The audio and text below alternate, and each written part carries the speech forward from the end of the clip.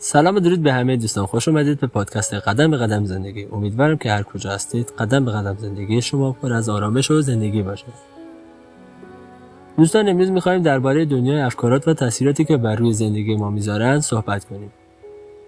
از قدیم همه آدمای بزرگ، فیلسوفان، دانشمندان اینو گفتن که مراقب افکارت باش که به گفتارت تبدیل میشود، مراقب گفتارت باش که به اعمالت تبدیل میشود، مراقب اعمالت باش که عادت‌هایت میشود و مراقب عادت‌هایت باش که شخصیتت میشود و مراقب شخصیتت باش که سرنوشتت میشود.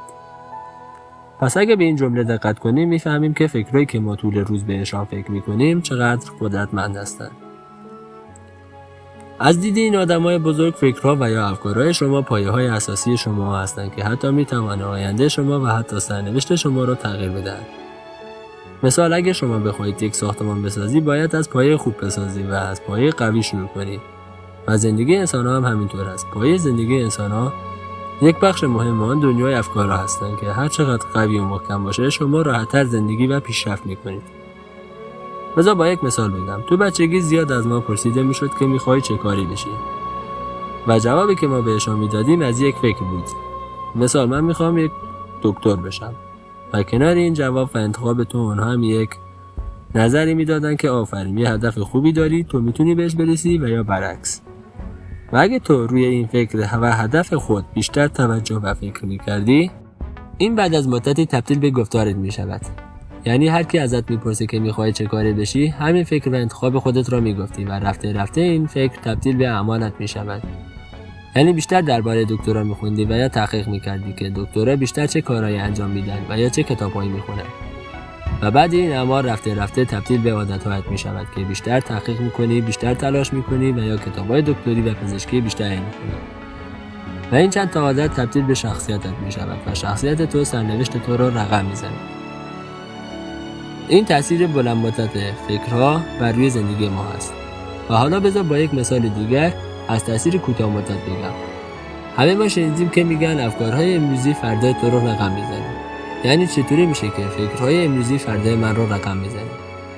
مثال، فرض کن که دانش آموز هستی و زنگ آخر کلاس است و میبینی که یهویی مدیر کلاس وارد مدرسه میشه و میگه که معلم شما به من گفته به شما بگم که فردا قراره از شما امتحان بگیرید.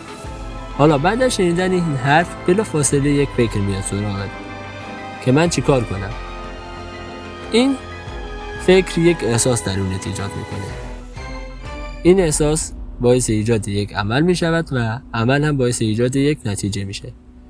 حالا با یک مثال، دو تا فکر میاد سراغت، یا باید بخونی و یا باید تقلب کنی. ولی به نظرت این فکری که میگه باید بخونی به نظرت منطقی میاد و تو به این فکر میکنی و این فکر باعث یک عمل میشه که تو بری از همه فعالیت‌های روزانه زندگی خود بزنی و بشینی درس‌های خودت رو بخونی و این عمل باعث یک نتیجه میشود و نتیجه این میشود که فردا استرس کمتری داری، اعتماد به نفس بیشتری داری و یک نمره خوبتری میگیری و بعدش کل روزت رو با حس و حال خوب و موفقیت میگذرونی.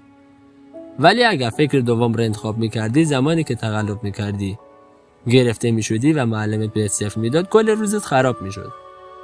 که اگه حالا معلمم به اولیای من بگه چی میشه و کلی چیزای دیگر. و این فکرها هستن که فردای تو رو رقم میزنن و این هم تاثیر کوتاه مدت فکرها بر روی زندگی ما هست، همراه با مثال.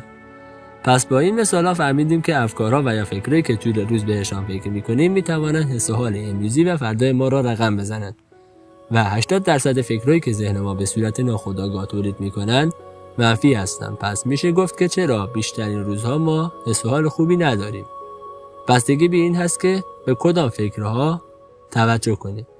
بین این 100% فکرها، چون 80% این فکرها منفی هستند و اگر از این 100% 10%ش رو انتخاب کنیم، از این 10% 6% منفی است و حالا میشه چه کار کرد که بتوانیم فکرهای مثبت رو بین این همه فکرهای منفی انتخاب کرد. شما نیاز به این دارید که اول بتوانید افکار و یا فکرهای خود را مشاهده کنید.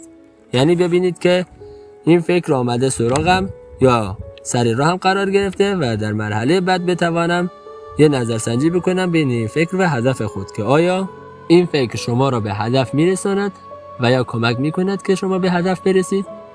اگه بله بود، بتوانید کاملا روی این فکر توجه کنید و یک فکر دیگر توجه شما را نگیرد و یا برعکس، اگه جواب شما خیر بود بتوانید توجه خود را از این فکر بگیرید. شما این توانایی رو دارید و برای اینکه بتوانید از اینها به راحتی استفاده کنید باید اینها رو تقویت کنید و یا باهاشون کار کنید که بتوانید اینها رو در موقعیت مناسب ازشون استفاده کنید. برای اینکه شما این توانایی ها رو بتوانید تقویت کنید باید تمرین مدیتیشن کردن روزانه را بیاورید توی چارچوب زندگی روزمرگی خود.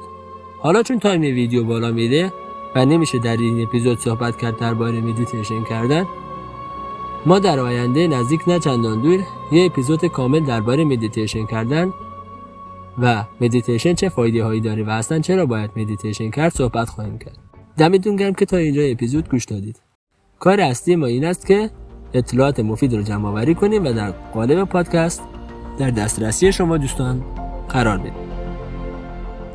تا یک پادکست دیگر، خداحافظ.